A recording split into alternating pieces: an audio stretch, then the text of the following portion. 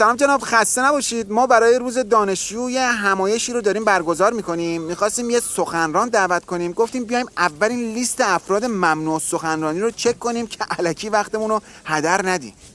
اولا سلام علیکم. دوما ما اصلا چیزی به اسم لیست افراد ممنوع سخنرانی نداریم. شما هر کسی رو که میخواین دعوت کنید. ایول، من هی میگم این رسانه‌های ضد انقلاب دارن پروپاگاندا میکنن. خب پس ما آقای آزادی خواهان رو میاریم که برای دانشجوها درباره دستاوردهای نظام در 4 دهه اخیر سخنرانی کنن.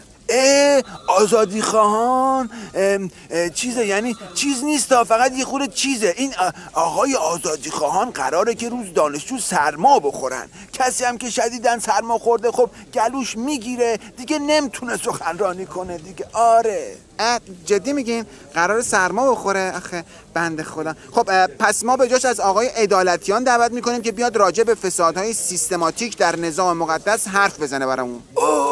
عدالتیان ببین اون آقای عدالتیان روز دانشجو قراره که یه مسافرت کاری براشون پیش بیاد، برن سفر قطر. به سفر قطر میکنن. آره خلاصه قطر هم که دوره دیگه، فکر نمیکنم برسن به این جلسه. ای بابا چقدر بد. آقا انگار قسمت نیست ما کسی رو واسه سخنرانی بیاریم. آره من خودم میرم یه متن رو درباره روز دانشجو آماده میکنم، خودم هم میرم سخنرانی میکنم دیگه. خلاصه خودمون یه جوری جمع و جورش میکنیم دیگه. دست شما هم درد نکنه. ببخشید مزاحمتون شدیم، ما وقتتون هم گرفتیم. چی؟ خودت میخوای سخنرانی کنی؟ چیزه، ببین بذار یکم فکر کنم.